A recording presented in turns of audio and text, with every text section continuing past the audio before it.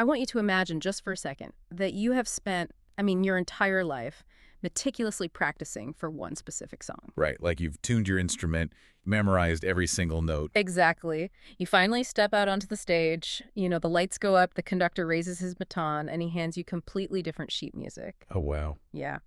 What do you do? I mean, do you freeze? Do you storm off in a rage? Or do you just start playing whatever the world has handed you? Well, it is the ultimate test of character, really, because it immediately exposes whether you were playing for the love of the music or, just for the applause. Right. And that tension between the music and the applause, between our purpose and our ego, that is the beating heart of today's deep dive. It's such a crucial topic. It really is. We are exploring a fascinating document called The Instrument and the Commander. And the core mission of this deep dive is to answer one massive, life-defining question. How do you live a life of profound purpose without succumbing to massive ego on one end or, complete burnout on the other? And to answer that, we are looking at a masterclass Yeah. in how to play whatever the world hands you. Yeah. But to figure out how to do this, the source text pulls from an incredibly eclectic stack of material. Bizarre is the word I would use. It's a bizarre dinner party of sources. We're smashing together the private wartime diaries of Marcus Aurelius, the corporate playbooks of Peter Drucker, and the spiritual agony of Leo Tolstoy. That connects. Throw in Dwight D. Eisenhower, Stephen Pressfield, Henri Nouwen, and Jordan Peterson, and you have a room that would either produce absolute genius or, well, end in a brawl. Okay, let's unpack this, because the foundation of this entire philosophy starts with a radical shift in perspective from Leo Tolstoy. Right. And when we think of Tolstoy, we usually picture the sweeping epic narratives, right? Like War and Peace. Sure. But this text zeroes in on a very intimate, demanding realization he had. Tolstoy wrote that he considered himself merely the tool with which God works. The tool. Yeah. He believed that the single virtue asked of him was to keep the instrument he was given, namely his own soul, in immaculate condition. Immaculate condition. I mean, that is an incredibly high bar. It is, because Tolstoy is fundamentally saying that your soul, your talents, your energy, they are always on loan. You don't actually own them. Wow. And because this instrument is on loan to serve a higher purpose, you have to subordinate everything else to its readiness. Your ego, your desire to be comfortable, your fear of failure, none of that matters compared to the quality and the readiness of the instrument itself. No, I have to push back slightly here. Because on a practical level, for you or me or anyone listening, trying to be this subservient, immaculate instrument sounds exhausting. It sounds a bit intense, yeah. Honestly, it sounds a little bleak, like we're supposed to become mindless robots who just erase our own humanity for the sake of the work. How do we apply this without just, deleting ourselves from the equation? If we connect this to the bigger picture, true outward orientation isn't about self-erasure at all. It's actually the ultimate defense against burnout. Well, the document makes a brilliant leap here by connecting Tolstoy's deeply spiritual view to Peter Drucker's corporate pragmatism. Drucker wrote that the only valid definition of a business's purpose is to create a customer, meaning the purpose of an enterprise must lie outside the enterprise itself. But Drucker is talking about corporations, which are, by definition, commercial entities designed for profit. Are we really supposed to model our individual human souls after corporate efficiency? That still feels a bit cold to me. It's not about the money, though. It's about the mechanism of survival. If a business only exists to sustain itself and celebrate its own glory, it eventually fails because it stops providing value to the world. Right. Nobody wants to buy from a selfish company. Exactly. And the same applies to the human ego. If your life is only about you, every failure crushes you because it's a direct indictment of your worth. But if your life is about the customer, however you define the people you serve, then a failure isn't a crushing blow to your ego. It's just data. Yes. It's just feedback, telling the instrument how to tune itself better for the next song. Ah, I see. Okay, it makes me think of this like a biological ecosystem. You can look at Drucker's concept or Tolstoy's, like the organs in a human body. The heart doesn't beat just to keep the heart alive. Right. The lungs don't draw in air just for the sake of the lungs. Every living thing in that system functions not for its own isolated glory, but to keep the whole organism alive. Yes, and that biological metaphor is exactly right. We exist in relation to others. This outward orientation is the hidden architecture beneath almost every great life. It's exactly what Dwight D. Eisenhower meant when he defined leadership. What did she say? Well, he didn't say leadership is about being the boss or commanding people or coercion. He defined it as the art of getting people to want to do what must be done. The art of want. Man, that requires so much empathy. You have to understand the ecosystem you're in. It requires profound attentiveness. You are bending people to your will, you are touching their deeper desires and aligning them with necessity. The text beautifully describes this as love made practical. But here is the inherent danger in Drucker's and Tolstoy's outward focus. If you are entirely focused on serving the outside world, your ecosystem, your customers, your family, you are highly susceptible to losing your boundaries and getting eaten alive by their demands. Oh, absolutely. To prevent the instrument from breaking under the pressure of the world, there has to be a mechanism guarding it. Which brings us to the second major theme, the inner commander. Precisely, because an instrument doesn't just tune itself. Someone has to hold the line when you're exhausted, when the couch looks infinitely more appealing than your desk, or when fear tells you to stay quiet. Right. This is where the document brings in Stephen Pressfield, specifically his book Gates of Fire, which is about the Spartans at Thermopylae. Pressfield channels King Leonidas, who tells his officers, "You are the commanders, let them see you and see you unafraid." See, I struggle a bit with this harsh, militaristic phrasing. We're talking about daily life, using words like commanders and battlefields. Creativity and purpose are so often romanticized as these free-flowing, spontaneous, joyful things. Why do we need a drill sergeant in our heads to do good work? What's fascinating here is the alternative to that internal drill sergeant is actually incredibly destructive. Pressfield introduces the psychological concept of the unborn work. The unborn work. Yeah, this is the potential inside you. The business you haven't started, the apology you haven't made, the art you haven't created. He argues that this unborn entity aches to be brought into reality, and it presses against you with a force that simply will not be denied. So it's like water trapped behind a dam. If that creative unborn entity isn't given a constructive channel to flow through, it doesn't just sit there peacefully. The pressure builds and builds until it eventually floods and destroys the village below. Yes, but let's take that dam analogy one step further. If water sits stagnant behind a dam with no outlet, it doesn't just build physical pressure, it grows toxic. The water literally goes bad. Oh, wow. If you refuse the call to do your work, the energy distorts. Pressfield calls it a kind of slow violence against the self. Slow violence. That makes so much sense. Think about a person stuck in corporate middle management who secretly wants to be a writer, but they suppress it because they're afraid of failing. Over time, that suppressed creativity doesn't just politely disappear. Exactly. It ferments into resentment. They become bitter toward their peers, cynical about their job, and entirely disconnected from their own life. Exactly. The commander's discipline is what creates the riverbanks, so Okay. the water can actually flow without poisoning your internal ecosystem. And the stakes of this aren't just personal. The document brings in Dr. Jordan Peterson here. Okay. Now, regardless of where you or anyone else might stand on his broader political or cultural views, and we're strictly looking at his psychological frameworks today, not endorsing a wider platform, he makes a compelling point about the consequences of this retreat. He warns that when you refuse your calling, you are putting the entire ship at risk. The communal vessel. Right. Every time you refuse to be the instrument out of comfort or cowardice, something is literally lost for the rest of us. The stakes of you keeping your internal dam functioning are profoundly communal. Okay, so we have our outward focus, and we have our inner commander maintaining the boundaries so the dam doesn't burst. But let's look at the actual wear and tear of doing the work. If ignoring our purpose causes internal damage, how do we handle the inevitable external damage we accumulate while actually out there participating in the world? Yeah, the real world is messy. Exactly. How do we keep Tolstoy's instrument clean when reality is so messy? That is where the maintenance manual comes in. And the source text takes a really fascinating turn here by looking at the Ten Commandments.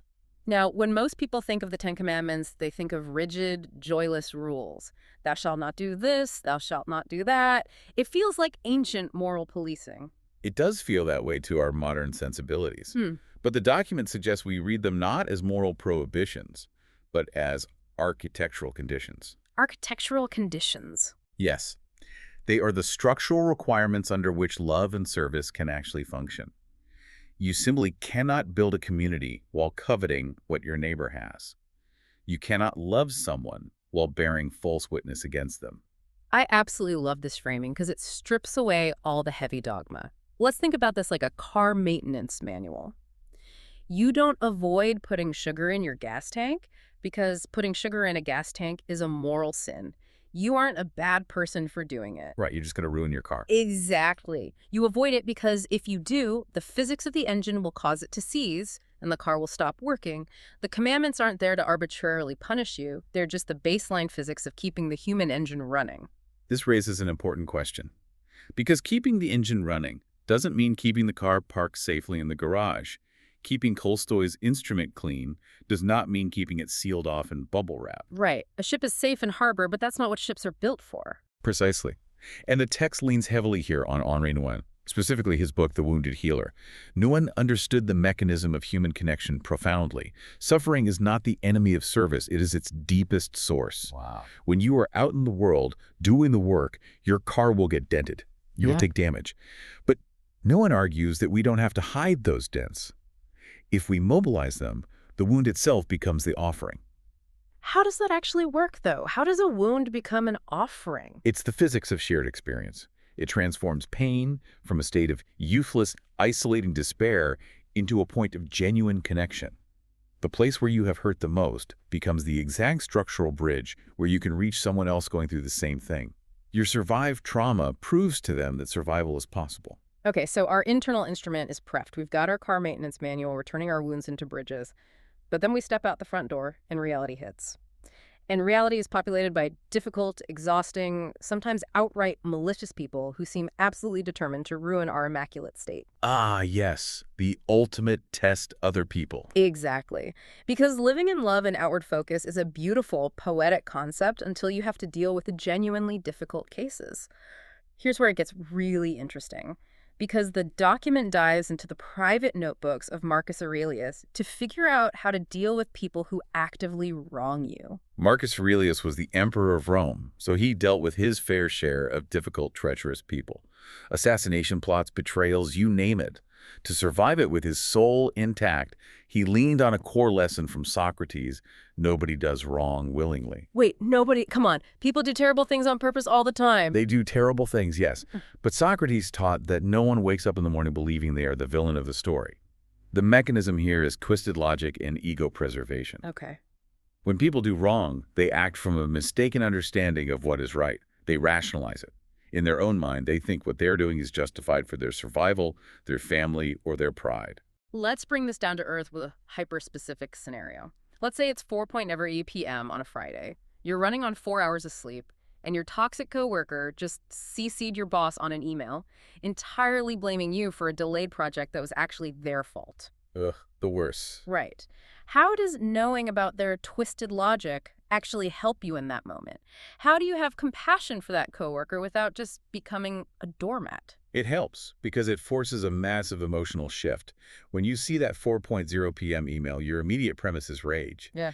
You think, how could they do this to me? They know it's a lie, and they are choosing to destroy me. Exactly. But if Socrates is right, that coworker's brain has written the script where they are the victim of corporate pressure, and they're just doing what it takes to survive. They are acting out of fear and ignorance, not comic book malice. Okay, I can see that. The moment you internalize that mechanism, you move from rage, which clouds your judgment, to something more like grief for their brokenness. And from grief, you can find a tactical, clear-headed compassion. I see. It's like treating difficult people like weather patterns.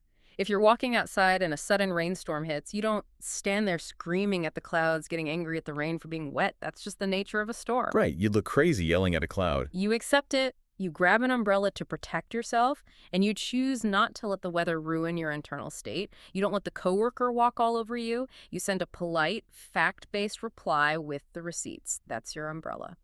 But you drop the internal rage. You don't let their storm flood your dam. Exactly. The Stoic realization is simply, we don't have to be that way. We can see their chaos, deploy our umbrella, and choose our own response. We are lucky in that. So we have these grand sweeping ideas, self-command, shifting from rage to compassion, turning wounds into offerings. But we have to talk about execution. Because how do you actually maintain this on a random, exhausting Tuesday? When the coffee machine is broken, you're behind on deadlines, and nothing feels profound. The answer the text provides is almost anticlimactic in its simplicity. But it's the most important piece of the puzzle. To execute on all of this, You have to set the bar low. Set the bar low. That feels like the complete opposite of keeping the instrument immaculate. It sounds contradictory, but it's vital for survival. The text quotes the motivational speaker Les Brown, who noted that most people fail in life, not because they aim too high and miss, but because they aim too low and hit. Ah. Now, for your overall vision, your purpose, you should aim incredibly high. The vision should frighten you a little, but your daily execution, that must be humble enough to survive contact with reality. Because modern hustle culture tells us we have to give 110% every single day, and if we aren't crushing it, we're failing. Exactly, and hustle culture is a recipe for a blown engine. Today will not be perfect. You'll be tired. Your toxic coworker might send another email. So the measure of a successful day isn't whether your performance was flawless. It's simply whether you showed up, grabbed your broom, and swept the floor of your soul. The document notes that just as a surplus of money solves financial problems, a consistent surplus of honest daily effort solves almost every other kind of problem. So what does this all mean? It means we need to stop waiting for the perfect conditions or the perfect burst of inspiration. It's the principle of compound interest applied to your soul. I like that. Small, unglamorous daily deposits of honest effort, choosing the umbrella instead of rage, sitting at the desk when you want to sleep. Those small deposits are far more powerful over a lifetime than sitting around waiting to win the inspiration lottery. Consistency entirely overrides intensity. That's a brilliant synthesis. And the text brings in Brian Herbert to hammer this home. Herbert wrote that the capacity to learn is a gift. You can't control the genetics or circumstances you were born into. Sure. The ability to learn is a skill. It takes time and practice. But the willingness to learn, that is a choice. And willingness is always on the table right now in this exact moment, regardless of how tired you are. You can always choose to be willing. I love that. And it ties so beautifully into a quote from the Argentine poet Facundo Cabral that's in our stack of sources. He said, "I am not freedom, but I am the one who provokes it. We are not the light. We aren't the muse. We are just the instruments. Our only job is to keep showing up so those things can work through us." Which brings us all the way back to Tolstoy. You did not earn your soul, just like you didn't earn your first breath. It is a gift. It is strictly on loan to you. But you are entirely responsible for its condition. Wow. Every time you practice gratitude, every time you deploy your umbrella instead of raging at the storm, every time you choose compound interest over hustle culture, you are maintaining the instrument. You are fulfilling the purpose for which it was loaned to you. You're staying in the game. You're acting as the commander in the trenches, making sure the dam holds and the river flows where it needs to. It is the quiet work of a lifetime. But as we wrap up this deep dive, I want to leave you with a final thought to chew on. Something that builds on everything we've unpacked today, but takes it one step further. Let's hear it. If you truly accept this premise, if you accept that you are the instrument, and you spend your entire life meticulously tuning yourself, sweeping away your ego, keeping yourself perfectly clean and ready, how will you react when the song you are finally called upon to play is entirely different from the one you spent your whole life practicing for? Wow. That completely reframes the whole journey. Will you still play it? Will you still be willing to hit the notes? Think back to that quiet moment of clarity we started with. The realization that it isn't actually about you. If it's not about you, then it's not your song to choose. Your only job is to be ready to play whatever sheet music the world slides onto your stand. Thank you so much for joining us on this deep dive, for lending us your time, and for exploring these incredibly rich ideas with us. Keep your instruments clean, and we'll see you next time.